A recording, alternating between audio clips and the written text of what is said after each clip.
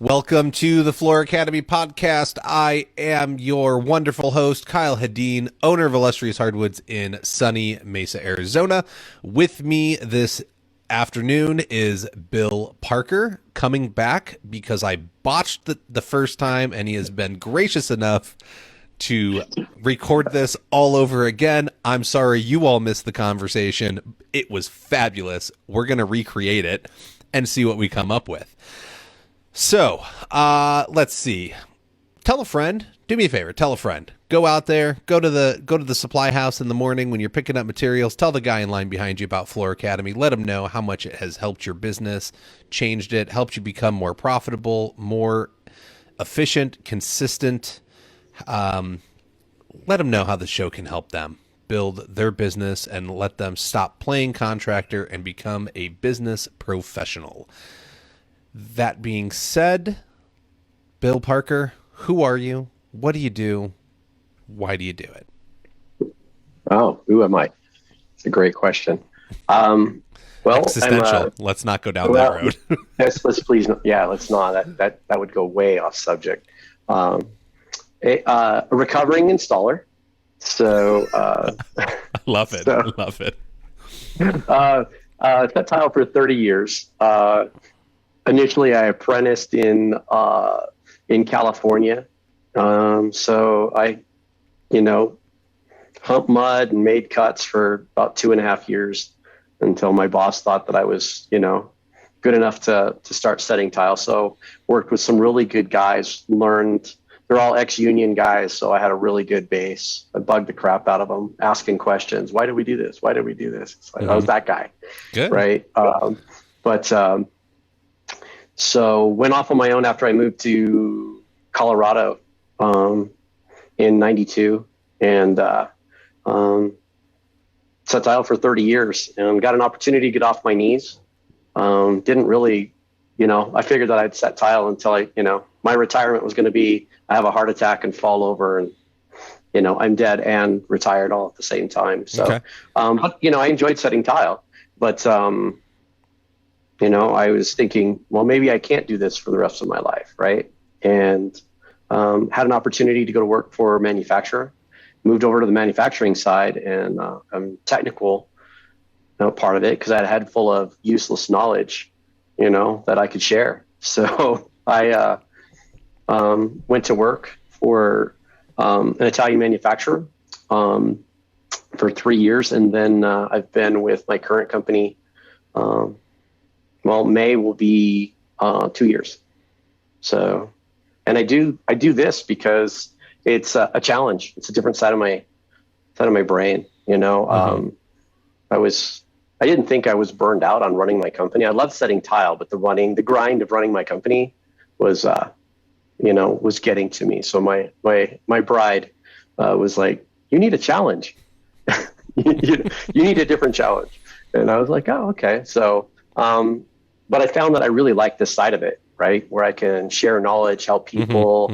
And on doing this, I've met so many amazing people around the country. Yeah. It's opened up. I've made so many friends and so many amazing people, that I'm just grateful every day to do what I do because it's like everywhere I go, there's usually somebody I know now after been doing this for 5 years. So it's like, I get to go and do a job and visit friends. Yeah. And I work hard, but it's fun. Mm-hmm. So I love this part of it. So I 100% agree. I think having the online communities that we're all a part of and being able to meet those people, go to the shows and meet people. I would love to take this podcast on the road. If I could find a way to make it pay the bills so that I could hop in my truck and just drive around, my wife would kill me. But if I could, I know that I could find at least an interview in all 50 states. There's definitely more than that. If I could just travel around and sit here and talk with my friends, man, what a job. And you get to spread the knowledge, right? And that's what you're doing is you have 30 years experience. And I know that you're not the one day repeated for 30 years. You're a 30 years actual experience guy. And you learned things along the way. And so you have a lot to share. And it makes a huge difference in the industry when you can have a good technical rep that actually knows their stuff, as opposed to a guy that was hired on because he's going to go do sales and try and move some product. Like, it's hard to buy a product from a company that sends you out a sales guy when you know more about how the product is applied and used than the person telling you about it.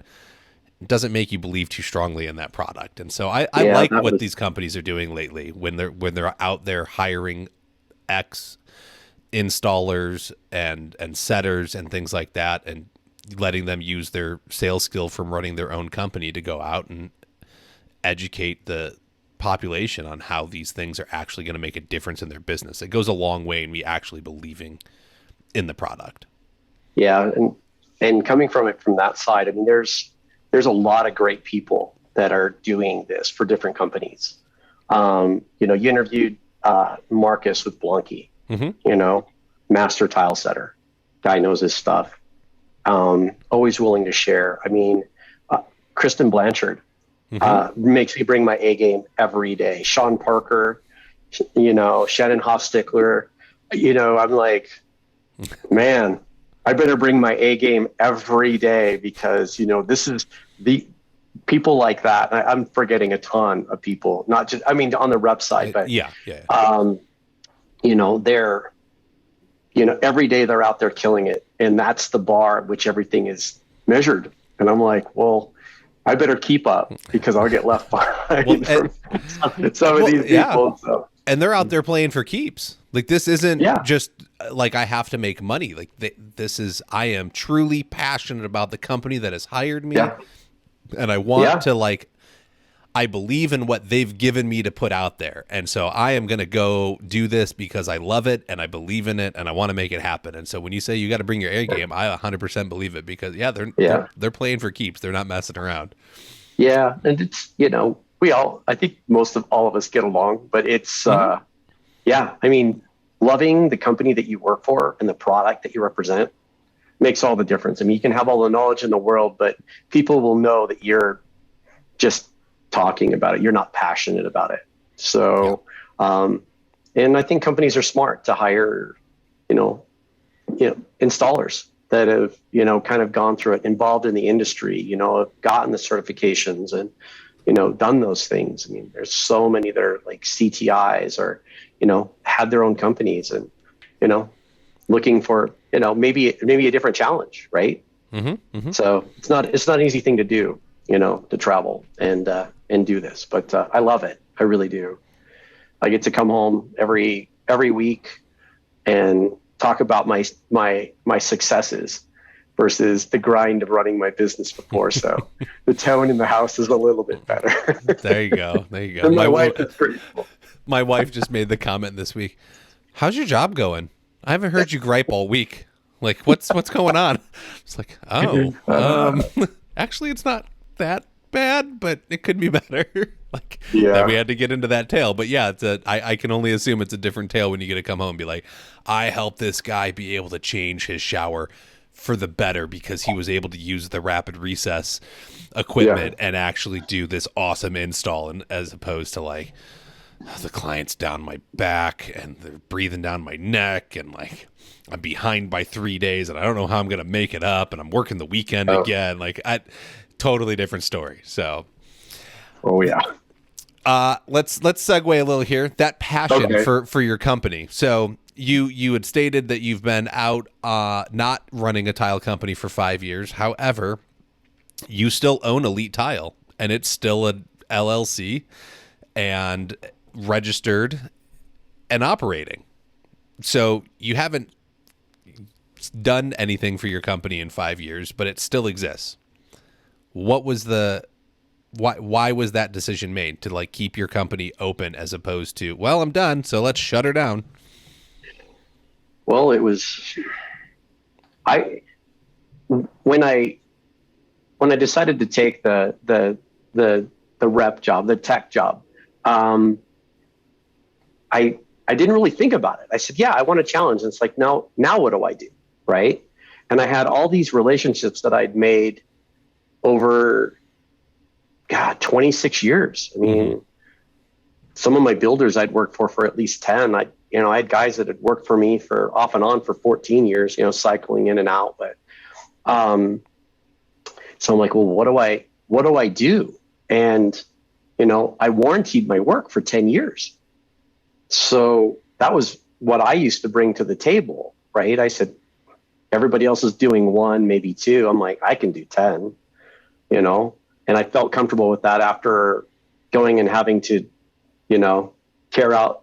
Someone decided to change their house. It was a job I did, and I hated tearing out my own work. Oh my God.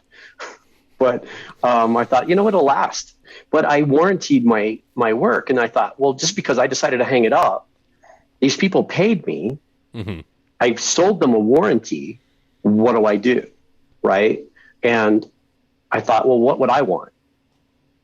And with that, I thought, well, I gotta leave my company open. But I didn't plan on that. That was the catch, is I have to leave my company there so that people can find me.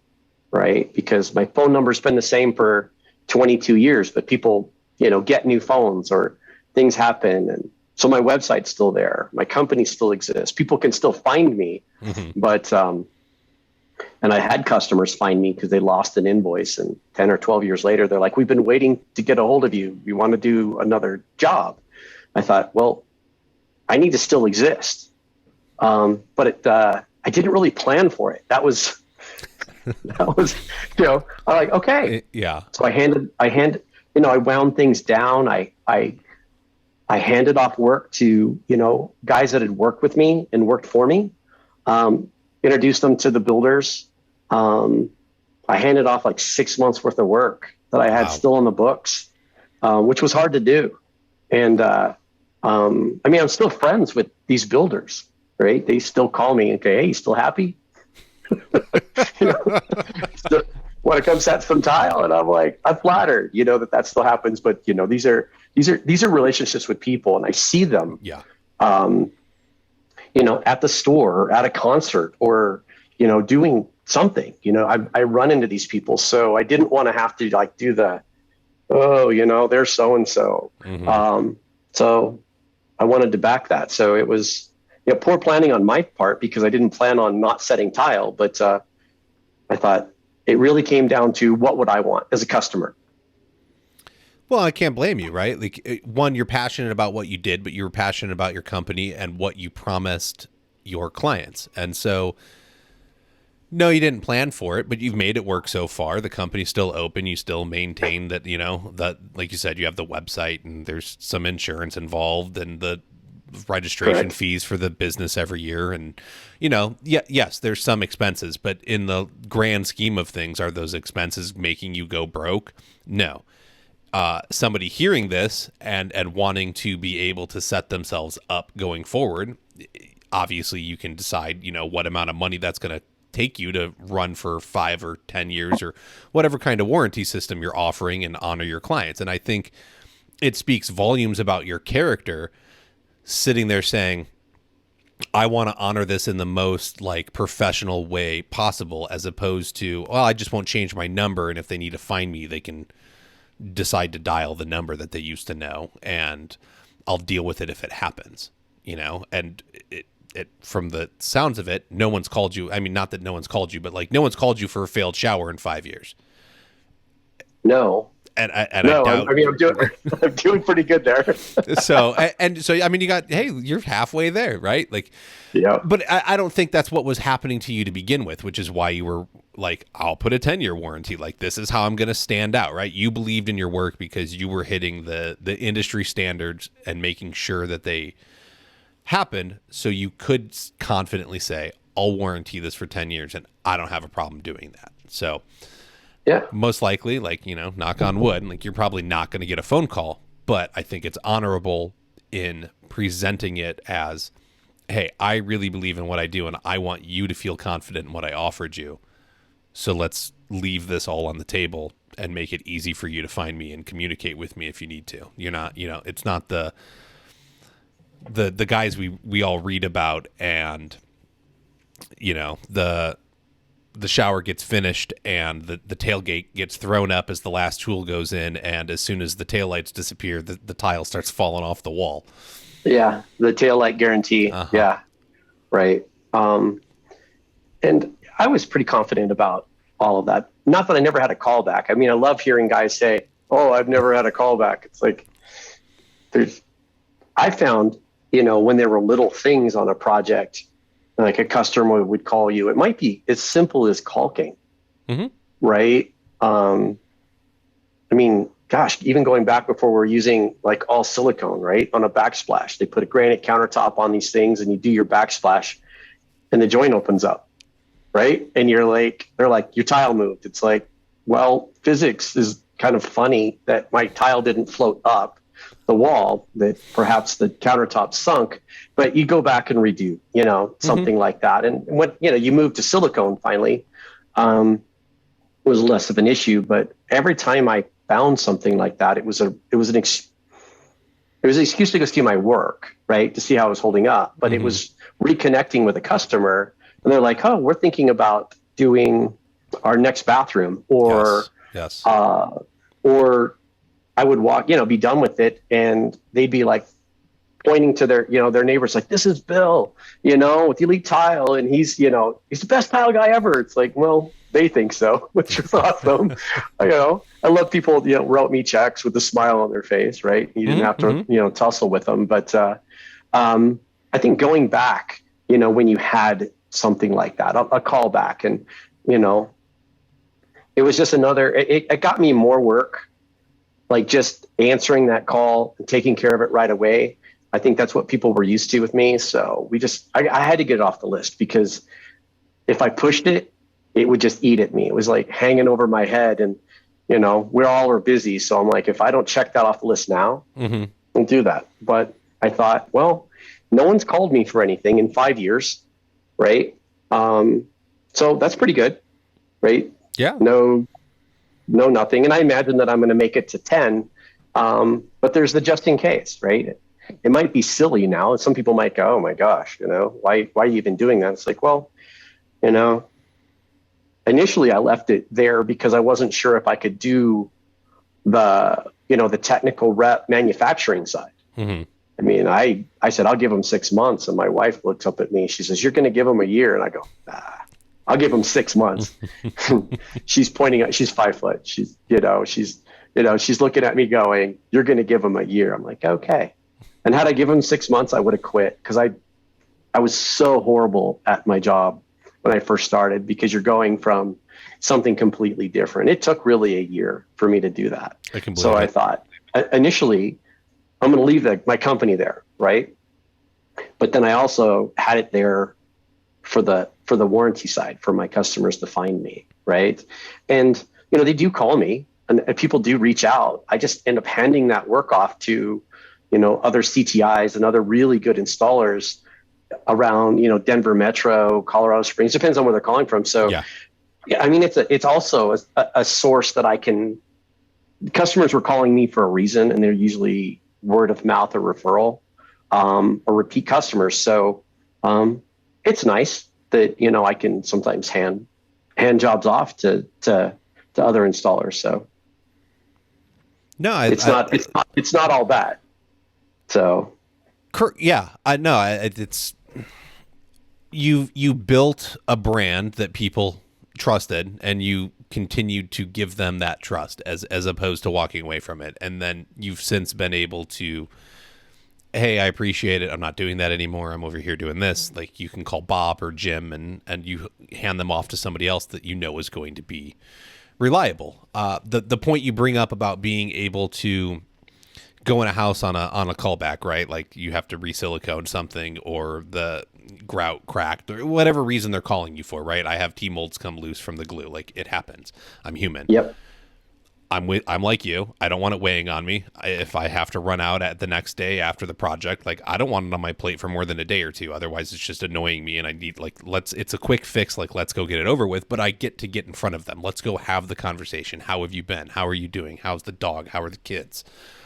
How's the floor holding up? How are you liking it? Are you having any issues with it? Like, give me that chance to talk, so that I can get feedback on my process, my system, all of that stuff. It lets me discover more about my business, but it also puts me top of mind with them again, so that, you know, maybe Susan comes over and they're like, oh my gosh, my floor guy was just here. We had a little problem. He came and he fixed it right away. But look at this thing. It's gorgeous. It's beautiful. Look how it's holding up.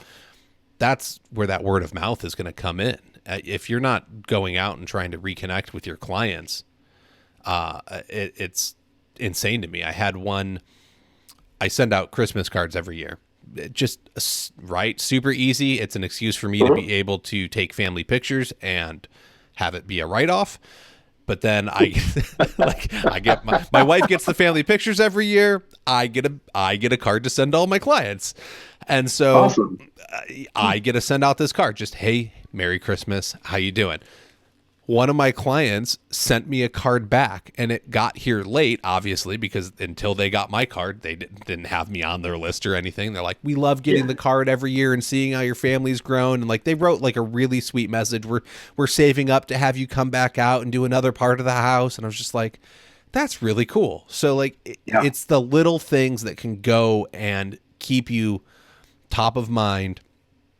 And it's, you know, as I titled the episode, like doing what's right, you know, going out there and taking care of them and just being like, it's no big deal. Like, just leave it, right? Like, forget about it. It's fine. No, man, go take the extra minute to do what you promised these people you were going to do from the beginning. Yeah. Well, it's the customer service. We can all compete on price, right? And, you know, I didn't. It took a long time, but I finally got to the higher end side of my market. And there were a few of us up there, and I was glad that they were there keeping prices high so I could live at a lifestyle that I'd become accustomed to. It's a joke, but probably not. You have kids in college bills to pay. Yeah, I do. I've got one more, you know, and then we're done, I think. But you know, I think people called me because of the customer service, that I was there. I showed up when I said I would. I finished the projects when I said I would. I hit the dates. You know, I moved heaven and earth to get it there with, you know, this delay or that, or, you know, life happens, and, you know, but I think going back, and what I sold to people was, you know, that customer service side. So people will pay more, right? They walk into, you know, these higher end stores because the customer service is there, and they trust that, right? If they're shopping for price, I wasn't their guy.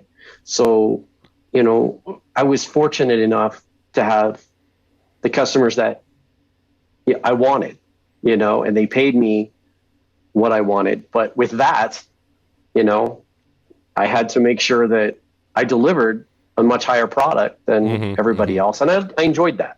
It wasn't like, I got to check all these boxes. It was just like, it's just kind of who I was. It's how I'm wired.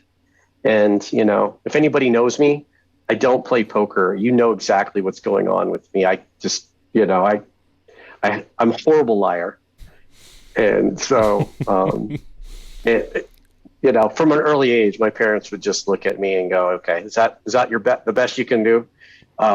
So just shooting straight with customers, and also when something bad happened, you know, ripping the Band-Aid off and just dealing with it, you know, and taking care of it.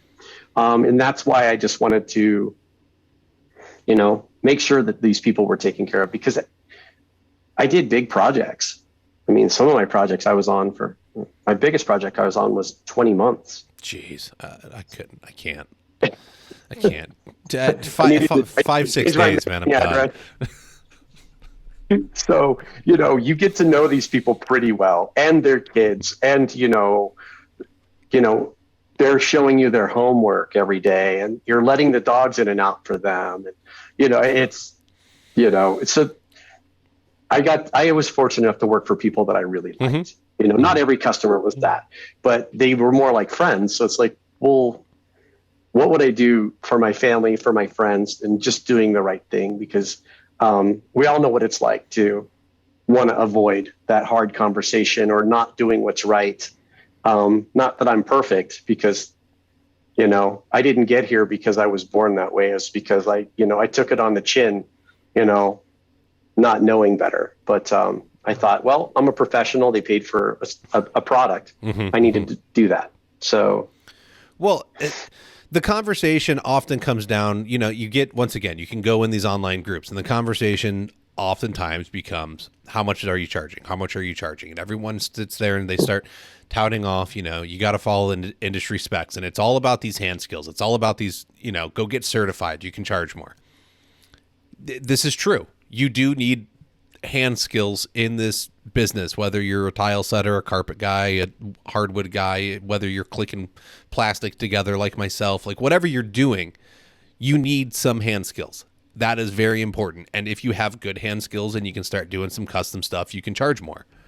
But if you don't get the soft skills that we're talking about right now and being able to communicate with people and how to follow up, show up on time, do what you say you're going to do, all these other little details, then you're not going to be able to charge top dollar because you're missing probably 90% of what matters. Yes, they want their project to look good. It's assumed that you're going to come in and do a professional job and hit industry standards when they hire you. What's not assumed, because people think contractors are pieces of shit, because they call 5 and maybe one calls them back. Maybe they call 15 to get 3 to come out, but then only one person sends a bid. And I've won tons of projects and gotten my price because I'm the only one that actually sent a bid and spent time with them.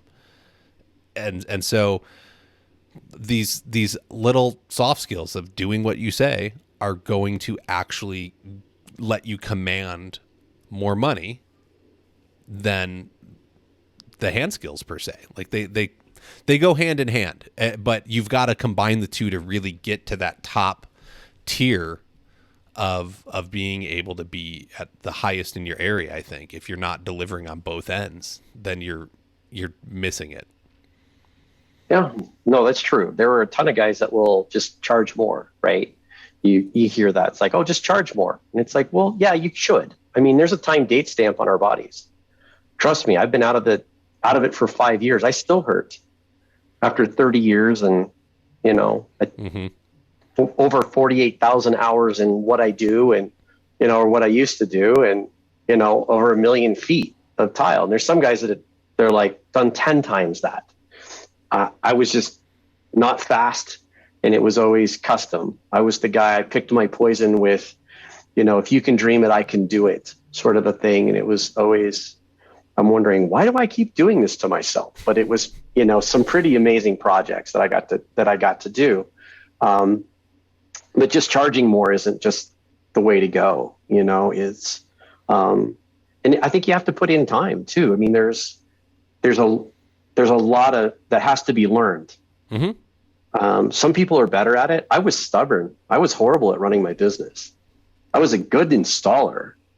I just didn't know how to run a business. So, I mean, there are groups out there. Thank God that you can at least say, how do you think about this? Yeah. That might be the better question that people ask is, how should I think about doing this? Not like, and maybe they make more money because they streamline their process or they're not, wasting their time, or guys actually figuring out what it costs per day for them to run their business. Yes. That's kind of the conversation, not like, what are you charging? Because in my market, was decently high, but, not compared to some of the East Coast and West Coast guys. I mean, I was high in my market, but middle of the road somewhere else, but my cost of living was different. So, also I think it's, the local groups. You've got a local group, and I'm happy to be a part of, and, we have here in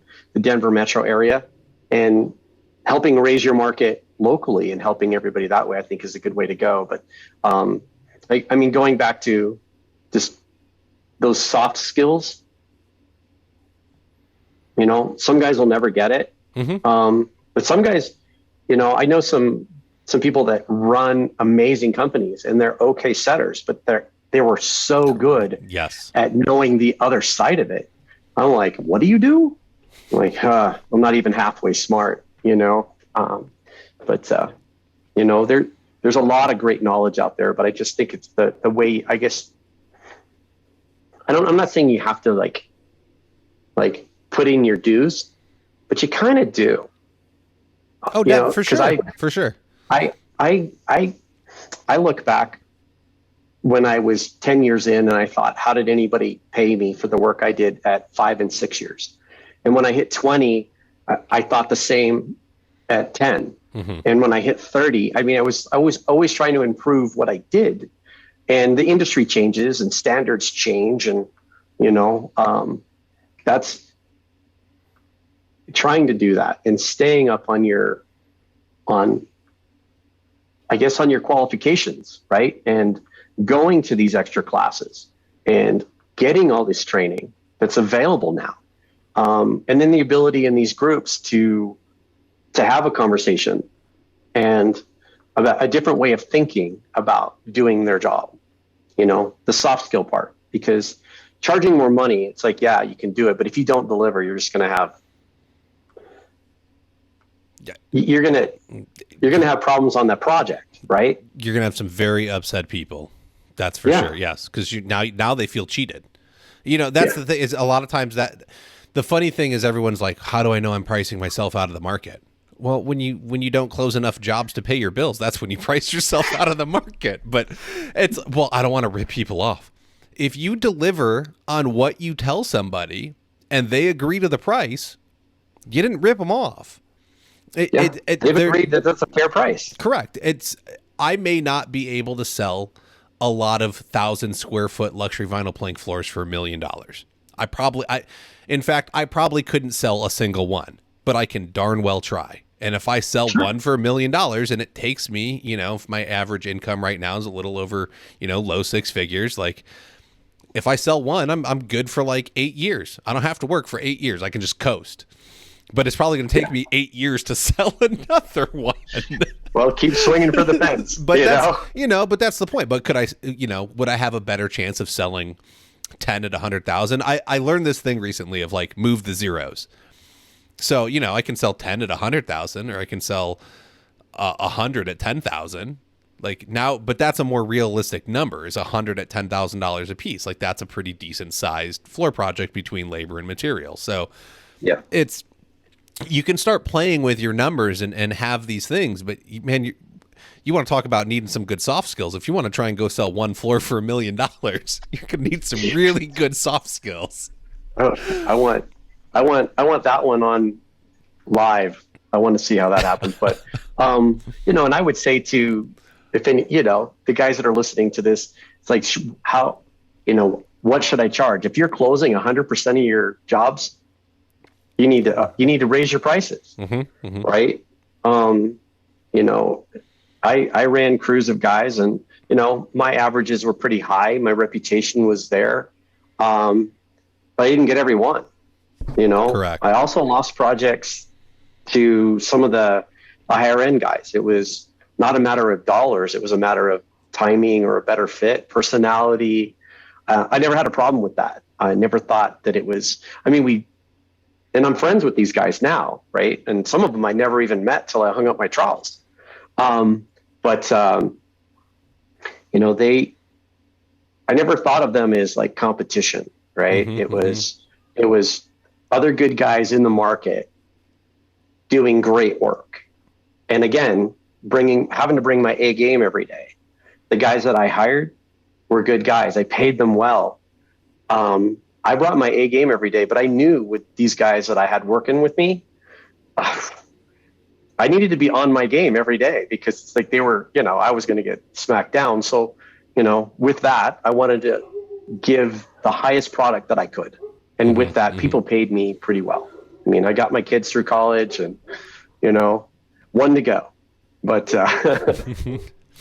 no, it's right there, right? It's not as simple as everyone makes it out to be. That's my beef with it, is everyone's like, well, I charge this and I charge that. And okay, then people get into, well, you got to look at cost of living. Well, yes, that's one factor, but there's a couple factors. How long have you been doing it? Because when you start out, I don't mind you being the lowballing hack at that point. Like you're starting out, you got to learn somewhere. You have to go, like, as you said, like you've got to pay your dues. You've got to get enough projects. I was just having a conversation with a buddy today because he referred me a project for something. They have a bunch of LVP and he just finished like a small bathroom for him. And so I get on the lady calls me, and my first question is like, do you have a preferred timeline for project completion? And she was like, no, not really. We're pretty open. So I was like, okay, well, if I tell you, we're sitting here at the end of March, and I was like, end of May, early June. She's like, no, that's fine. I was like, okay, next question. Do you have material picked out? She was like, yeah, we already have it purchased. It's from this store that's had a bunch of lawsuits against it, is how I'll put it. Okay. Some people will know. People will be able to figure it out. Okay. And I was like, I'm sorry, I can't touch that material. I won't install it. And if I was like, if you would like to, if you want to return that and reselect product, I'm happy to help you pick some out. I have a small shop. We can look at it that way. And so that ended that conversation really quick and killed that lead. So probably won't get a call back, but I'm okay with that. And me having had my own business now for roughly 6 years, I've worked myself up to a point where I can turn those things down. I don't have to jump at every opportunity that comes my way. But I reached out to my buddy and I was like, hey man, thanks for the referral. I had to turn them down. They have product from such and such place and I won't touch it. He was like, really? Like, you won't? I was like, no, dude, I can't. Like, I will not take on that liability. He's like, oh, well, people are still providing me with stuff all the time because I'm just trying to grow my business. I was like, that's exactly it. Is you're trying to build a name here in town because you've been here a little over a year, and I've been doing it for 6 years in town. My business model is now different. Like, I appreciate the lead, but I just can't do that one. And he was like, no, I get it. And so there is this kind of paying your dues and earning your way and building a company and the reputation. And so I think it's important. Like, you have to go and make your mistakes, and you have to take on that one project where the client's difficult and you learn that everything better be documented, or if you have a conversation, you better follow it up with an email or a text message confirming it so that there isn't something lost in translation. And then they're trying to hold you to the fire at the end of a project of, you said you were going to do this. No, that's not what I said. I explained it this way and you misinterpreted that. Yeah. And then you're doing a bunch of work for free. Well, those are all learned skills, right? And takes a while. I got 30 years of experience that I can tell you what not to do and why. Mm-hmm. Conscientious mistakes and trying to do the right thing, and and that just comes from experience. And some guys are quicker at learning that, and seeing the warning signs before you even walk on. So, it's not like I didn't have problem projects, right? Mm-hmm. Taking the project you didn't want for the money you didn't want to make for the customer you really didn't want to work for, right?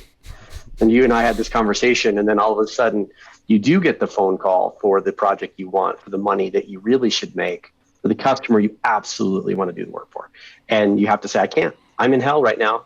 Mm-hmm. And it falls into like the wrong timeline, right? You're like, I can't do this. And you're doing 3 times the work for the same amount of money. Yeah. And I think, some guys see that better than others, but I think that comes with the experience. Correct. It's definitely a learned skill. You have to go and screw it up a couple times, and some people learn faster than others. Sometimes you make the mistake once and you're like, okay, I got it. Sometimes you make the mistake a couple of times. Like, it took me doing probably 3 or 4 manufactured homes and me saying I'm never touching another one and then touching another one before I like. Mm-hmm. I'll never do that again until I do it again. No, this time for real though. I will never do it again. Hold me to it, folks. If you ever hear me talk about a manufactured home, tell me not to do it. No, they are the worst thing ever. I'm going to interrupt us real quick here. The International Surface Event, the annual flooring, stone, and tile sourcing experience in Las Vegas, has a unique experience for the industry. Introducing the Surfaces Show Home, Caliboo Vineyard by Jennifer Farrell. Surfaces is working with celebrity design and TV host Jennifer Farrell to develop a 7,300 square foot show home in California. The home is under construction, but due to the technology from Visualizer Plus, the industry can experience virtual room reveals each month. Then plan to view Caliboo Vineyard summer 2022 in person or virtually during the home tours. Visit www.caliboovineyard.com now to sign up and join the journey. So we have learning from experience, and you have a good story about this, and you actually have a good story about running your business. So you were on a project, and your client pointed something out to you that you just absolutely hated hearing. So can you tell us like what was happening? And you know, he was talking to you about, you know, oh, your head's so far down, like you're never going to see an Oh, opportunity coming, right? And oh yeah. You want me to tell that story? if you don't mind. Oh, sure, sure. Um, I took a job, bid it high. I didn't really want to do it because it was like an hour and a half away. And I threw a big number at it, and he said, okay. I went, oh, please no. But, I geared up my guys and, pep talked and said, we're going to do this and we're going to work. So I'm down there working, and, this was a long time ago, maybe 20 years ago, but he was an anesthesiologist. If you know Colorado, Pueblo West, it's like not known for like high-end homes. This guy's building a $1.3 million house 20 years ago, right?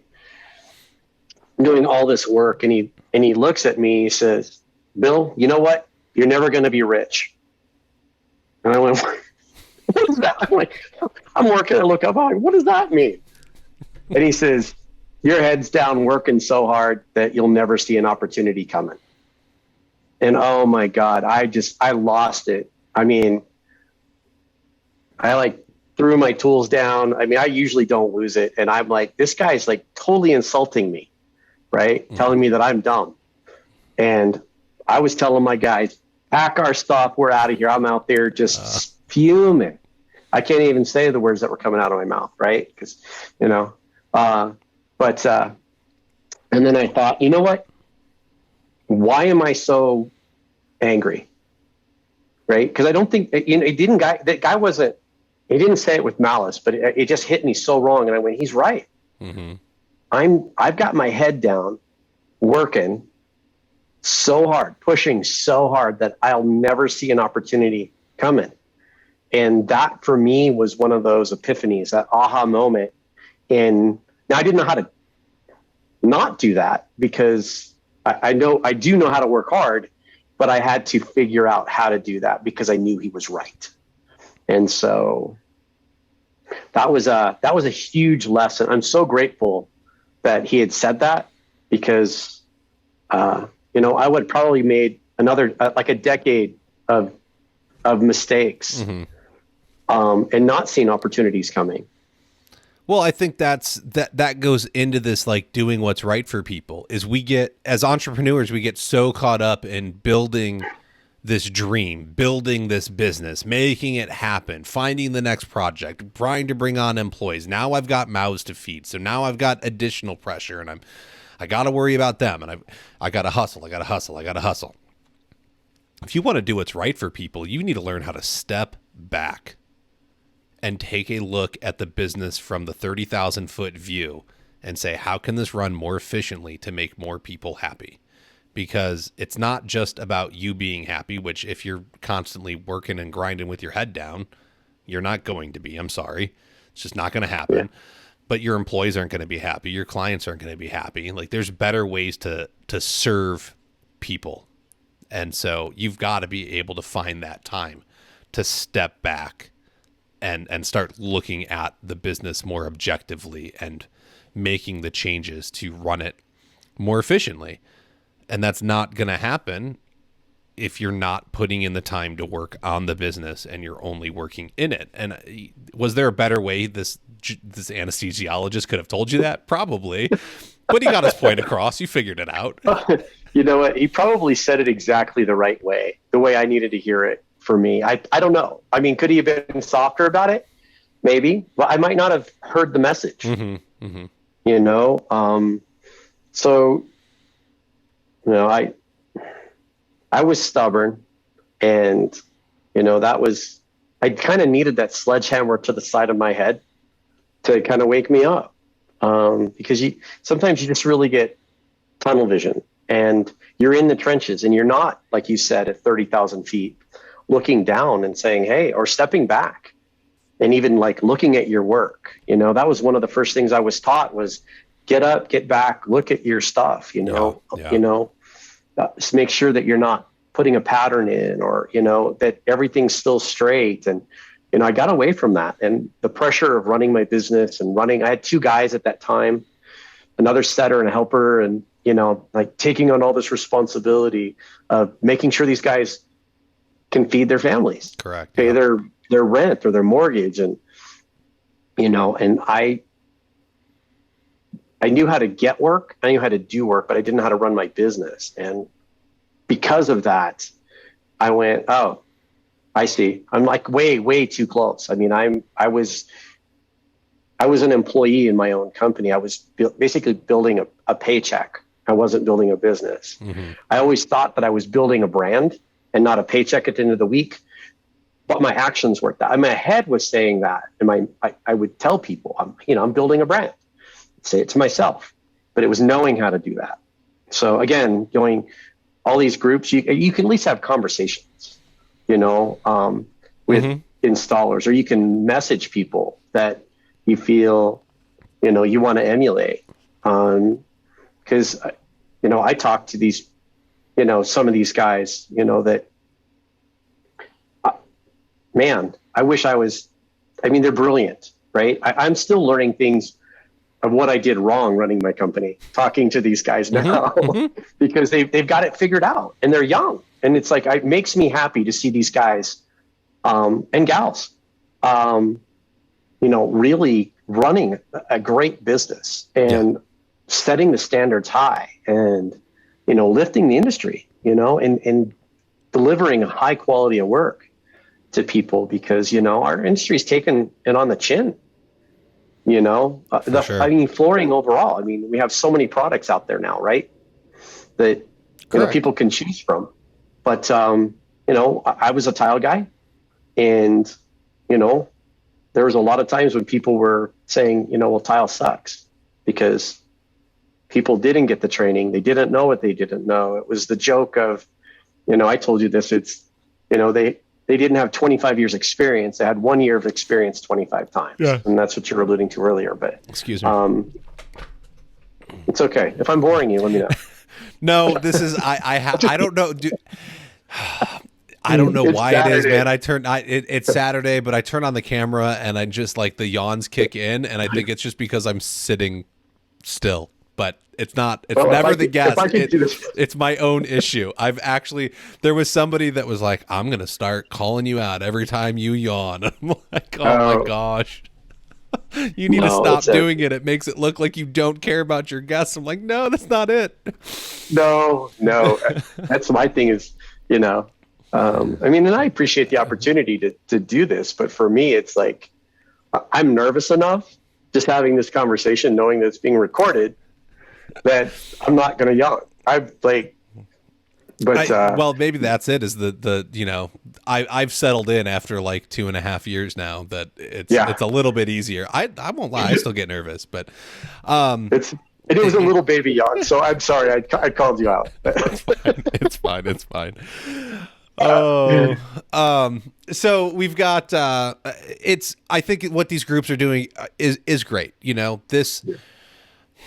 Where did Bill have to go to learn business other than the local community college or the state college and audit classes or something like that? Or these online groups, the podcasts that have come out, we've made it a lot easier to access the information you need to move your business forward. Not a lot of people are into reading.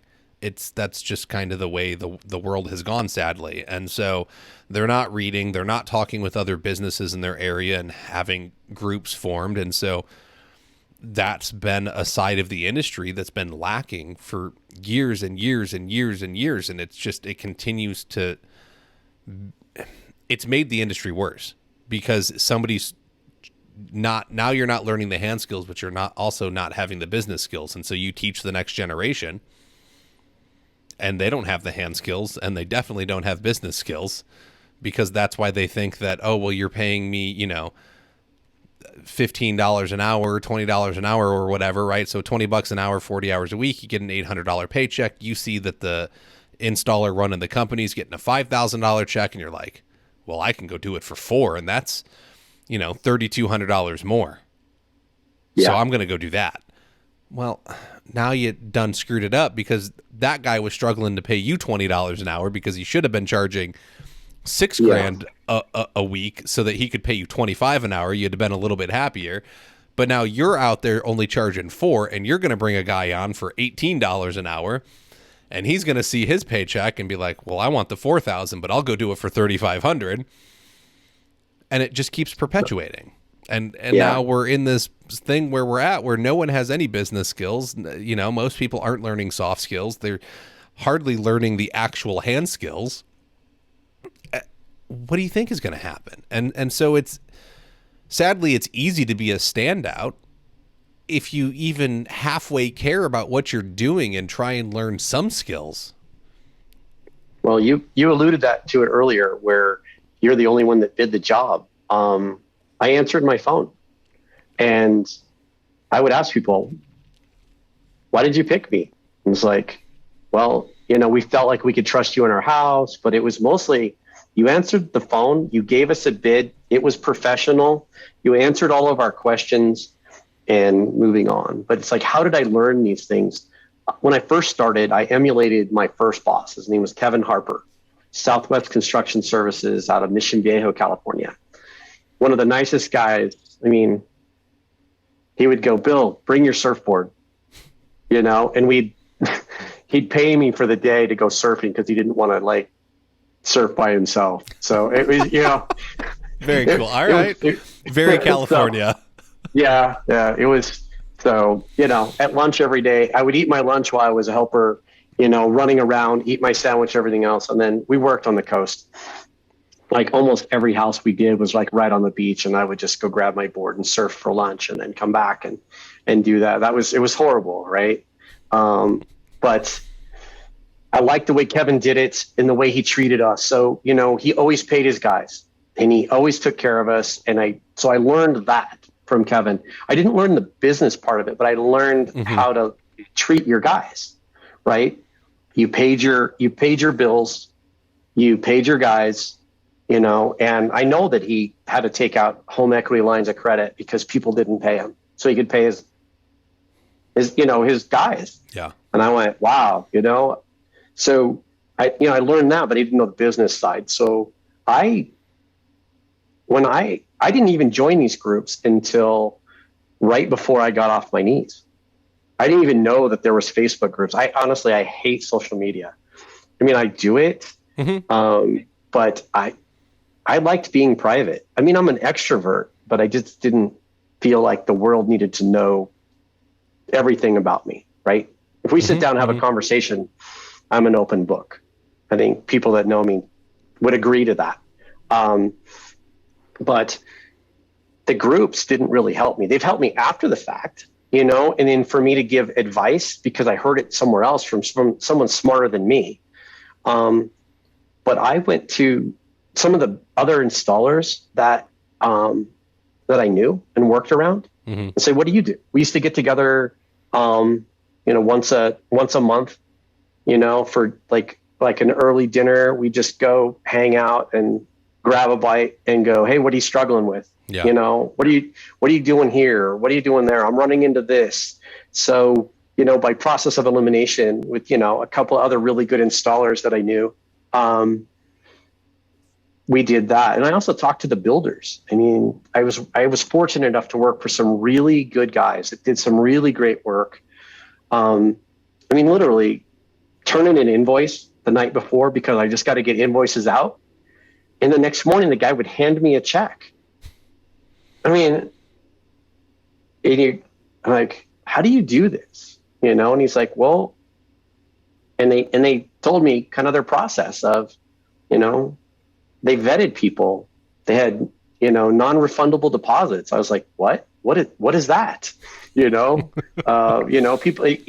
People not kicking their tires, because they felt I've got all these other trades that I want to keep, right? I want to keep my electrician and my trim carpenter and my tile guy. And so I want to make sure I have enough work out there to, I don't want to pick somebody else because they, think they felt like they had a great team, and we all worked around each other for, God, with a couple of my builders for like 10 years. Yeah. We were like, like we're all just friends showing up on a job site anymore, but talking to them, talking to other people that I know had it figured out better than I did.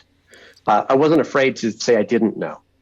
I mean, it's uncomfortable, but it's like, I need to be better at what I do because it's affecting my family, right? And it's actually affecting my guys, right? Because if I can run my company better because I cared about them, I cared about my customer. It's like, so if I'm always taking the long way around, how am I taking care of the customer? How am I taking care of my family? How am I taking care of my guys? So no, not taking 12 steps and going, Bill, you only need to do 5. It's only 5 steps. Yes. And simplifying that, not cutting corners, but so that's how I kind of figured it out. But there were a lot of mistakes along the way, just not knowing. Well, as there should be. You have to make them to grow. You have to. Yeah. Yeah. And some of them are very painful. So unfortunately, correct. And hopefully you never make that one again. I mean, if anybody's been in this business long enough, they're gonna have the job that goes sideways. Correct. I didn't have too many of them, but I had enough that, best intentions, looking at it from 30,000 feet, and construction is the most fluid thing that I think I've ever been in. Right. It's the plan at 8:00 in the morning, and the next plan at 10:30 in the morning, and the 2:00 plan, the 4:00 plan. And then okay, we're showing up the next morning, and you just have to be good at hitting curveballs. Right. Oh yeah. So, it's knowing how to do that and not sit and get stuck. And, cause you still, that finish date's still there. Right. I mean, because if you don't do it, then you're calling your next 10 customers or 5 customers and telling them, I'm sorry, I can't get my act together, so I got to push you, right? No one wants to make that phone call. Have I done it yet? Maybe I've done it once. Usually I just work like the 14-hour days if I have to. I keep on filling up my evenings with other stuff though, so that's becoming harder and harder to do. But Yep. I worked this morning. I don't work a lot of Saturdays. I do not. I'm going to work tomorrow because I have some trim that came in for a project that I was missing the base shoe to put on the cabinets, and so I need to go install 16 feet of base shoe. But I got to drive all the way out there, set up the saw, set up the compressor, make the cuts, install it. It's going to, I'm going to spend more time driving and setting stuff up than it's going to take me to install this base shoe. But I was able to pick the project up, fill in a hole in my schedule, and get this lady done instead of making her wait until the end of May. And the base shoe was custom order. So look, I made her happy. Her house had been torn up for a couple months already because of a flood. She got her floor back sooner. I'm going to, it's a referral. You're the hero. Correct. Well, yes, but it was also a referral. Like I've done a couple projects for her sister and brother-in-law. And so I wanted to make sure I took care of my, if it's a referral, I got to take care of people. So yeah, it's a pain, but it goes a long way. Is she going to give me referrals too? I already know what's happening. So it's you're going to lose sometimes. Sometimes you don't lose as bad as other times. I also think you're right in that if you haven't had a big loss on a project, keep on rolling those dice because it's going to happen. If you haven't lost a couple thousand in this business yet, you're doing it wrong. And it's not, obviously you're doing something right, but I think you need that lesson. I think everybody needs to eat a couple $1,000s at a minimum to be like, oh, that's what that feels like. I'm going to reevaluate how I'm doing this. And that goes back to what you were saying of you were looking for people to be able to teach you, which I don't see a ton of owners doing, to go and get those business side skills. But once again, we have to be able to step back, Because if you're just going to look at it and be like, well, the bank account has the money, like, screw it, I'm throwing the money at it, and you don't learn from it, what was the point? Because if you're not getting better, then you're not doing what's right for your client. And that's the whole point of this, is we have to do what's right for the client, which means we better be getting better at what we're providing them. Yeah. And there's no excuses anymore, right? In the dark ages, when I started, we all kept things close to the vest and weren't sharing anything. Mm-hmm. And you and I had that conversation where those days are gone now. And the industry's better for that, right? That you can share this knowledge. And so there's no excuse to not know. You can't say I didn't know. I mean, it's virtually impossible to not know the right thing to do, mm-hmm. the right process.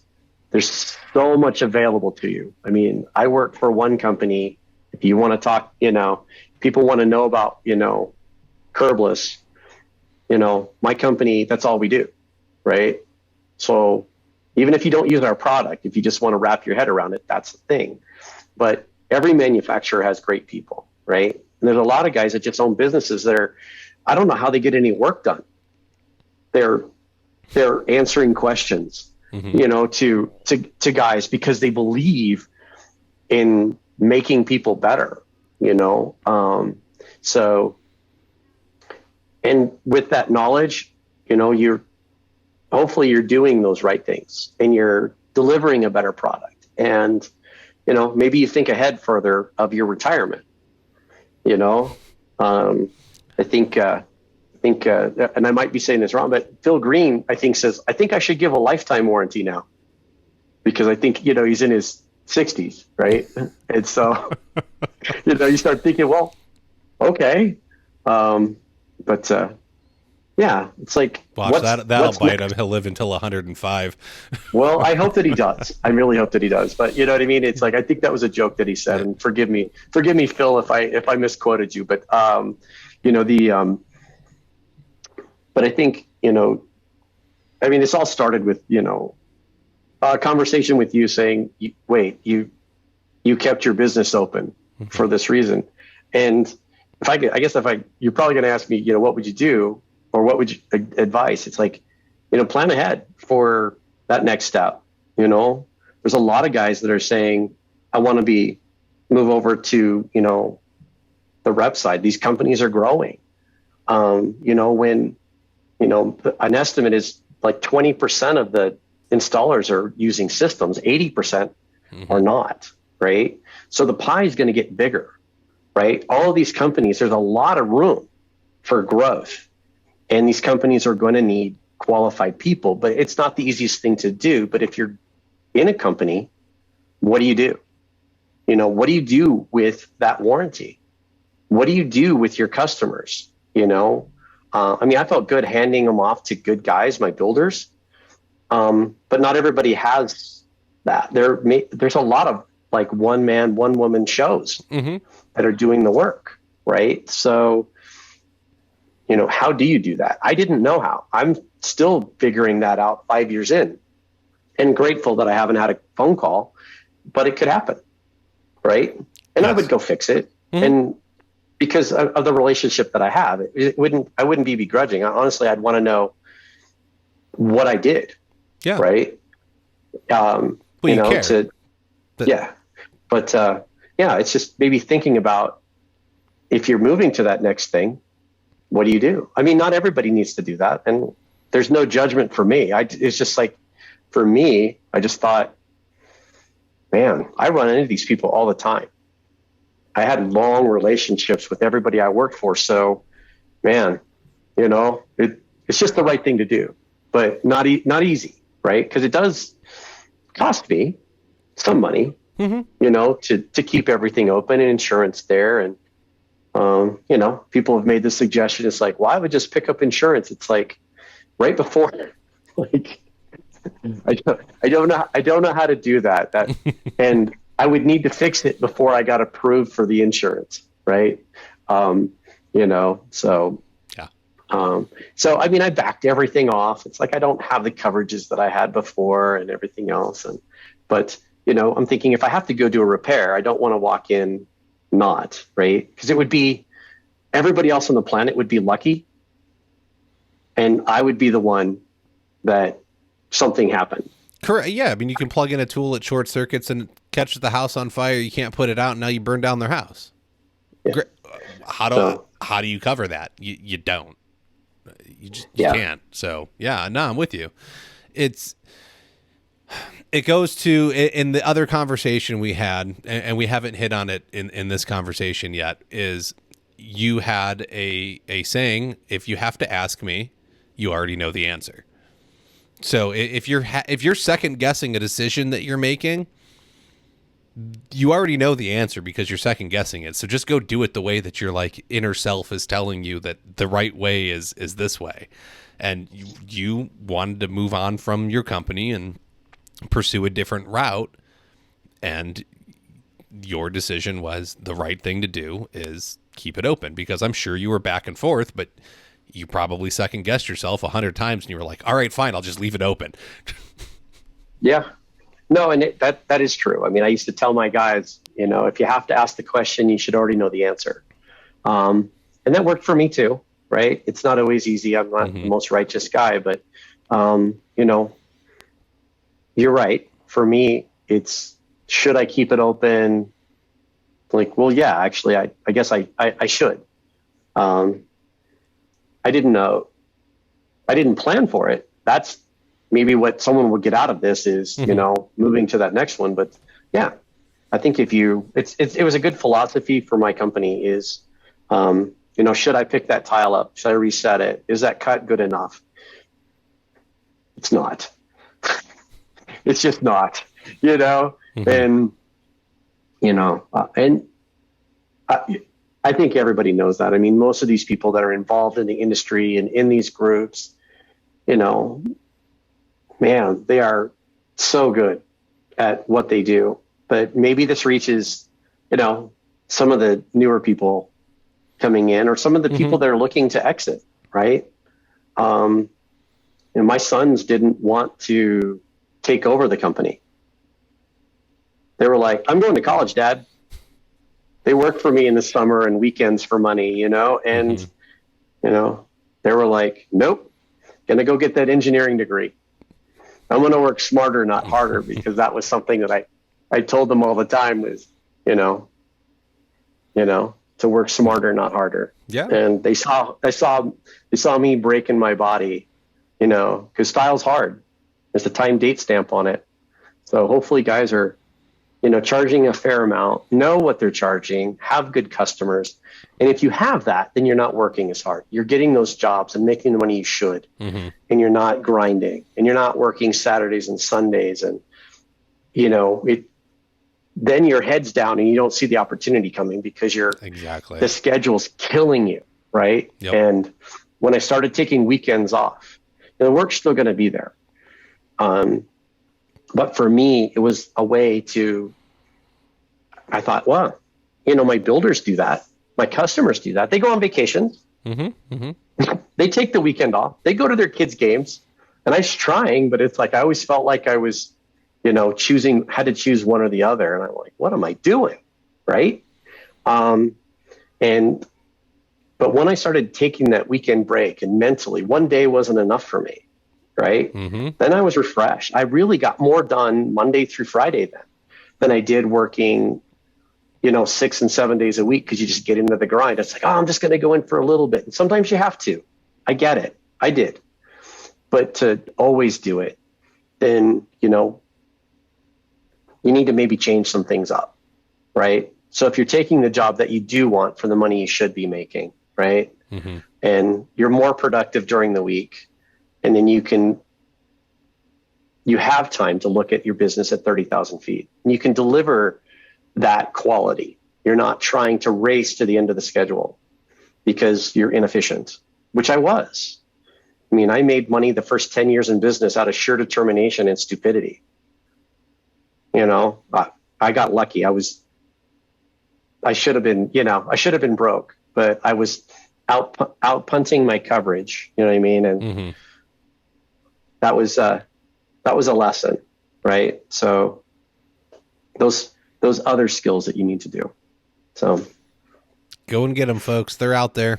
If you're this far into this episode and you haven't caught on yet, like, one, you're here, so you're already learning. So thank you. Like, you're trying to better yourself, but you're trying to better this industry by doing this. And you may not think of it that way, but you are. Like, you will make this industry better by going and learning how to run a business, because I would say most people in this larger industry of flooring and tile and stone and hardwood and carpet and all this stuff, they own a job and they think they own a business because they registered one, but they own a job. And going back to your point where you're talking about, these companies are growing, they're going to need more reps. And then there's a lot of people that think like, well, I'll just, I'll become a rep when I'm 45, 50 years old, and that's my retirement plan.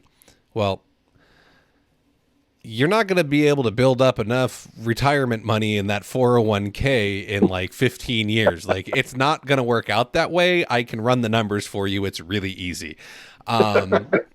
Good luck. And so if you want to, everyone makes the joke like you did, right? I'm just going to like have a heart attack and die on the job when I'm 80, like, because I'm going to have to still be out there setting and kicking in carpet or whatever it is that you're doing. Mm-hmm. That's not going to happen either. And you're not going to rep until you're 80. Like, most likely not going to, like, are there guys doing it? Yes, I know that, but that's the rarity. That's not the norm. So you need to start looking at things and running an actual business and making profit and setting money aside and learning how to invest it. And I had the estate planning attorney on here, like, set up a trust, go get some life insurance policies, go get a term life insurance policy in case something happens and you're working on a set of stairs, you fall down, break your neck and die. Like, don't leave your wife completely screwed, because if your husband or wife, if you fall down a set of stairs and die, I just saw a post the other day. The poor lady has no idea what to do, how to contact the clients, what to do with the equipment, how to get rid of the jobs that are partially done but not finished. Like, your spouse will be in a devastated position and not know how to do anything. Like, please have plans in place to take care of people. Once again, do what's right. Take the time instead of always trying to get the next paycheck. Like, yes, that's important, but if you're charging enough, you should be charging enough to take some down days. And you can work on these things. You can sit down with the professionals to help you. And ultimately, that's what's needed. Is we need to be, if we want to be the absolute professional in this industry, just having the hand skills and being able to quote like ANSI numbers and what they mean isn't going to do it. It doesn't matter. There's other things that are just as important, and knowing how to save 35 cents out of $1 and then make it spit out more pennies at you slowly but surely is going to matter just as much. All right, that's my soapbox. I'm going to get down now. I liked it. It was good. I'm in. Sweet. Let's do it. Bill, is there anything that we didn't hit on that we should have? No, I think it was I just appreciate the opportunity, to talk. Maybe there'll be another opportunity at some point to come on. And, I just appreciate, one, meeting you, two, you finding, value in what I had to say, and hopefully people got something out of it. But no, I enjoyed myself, and you made it easy to thank you to walk through this. So I know this isn't your jam. Enjoyed it. Yeah, I know this isn't your thing, and so I know that. I appreciate you not just doing it once, but doing it twice. I'm sure your wife is very proud of you. So, no, thank you for coming on, sharing your insights, your wisdom, and letting us, have a piece of it so that we can better do what we need to do on our end of things. And it does, not everything has to be learned the hard way. Sometimes we can take somebody else's knowledge and apply it and have the wisdom to say, Wow, that was a great lesson. I'm not going to make that same mistake. So Right. hopefully that's what people are doing. There are some lessons that are better learned the hard way. I'm one of those people that, oh yeah, yeah. Well, I'm going to go poke it anyways and see what happens. But I try not to be. Getting better as I get older. So Good. thanks for participating. Folks, that's going to wrap it up for us. Go ahead and subscribe, leave a review, check out the YouTube channel, subscribe over there. I need like 4,000 watch hours and 1,000 subscribers before they'll monetize me over there. And I that'd be a big thing. Let's make that happen. Let's get me some subscribers on the tubes of you. You can help out over at patreon.com/Floor Academy. Even $5 a month goes a long way in helping the content continue to be produced. I'll be honest, I'm going to produce it no matter what. But if you want to throw a little love my way, I'm not going to complain. Thanks to Surfaces. They have been a great sponsor. I love working with them. Make sure to check out the show. What we got, it's only like 8 months away now. It's going to be an awesome time. I don't even know what they got planned. It's going to be good. The thing that was cool this year was for the installation competition, they made baseball cards for all the installers there. And they're going to do it again next year. So, make sure you go get the complete set, get them signed. It's a little fun thing to do. Let's see. Anything else? If you have a topic suggestion, you can send that to me at flooracademypodcast@gmail.com. Otherwise, thanks for tuning in, and we will catch you next week.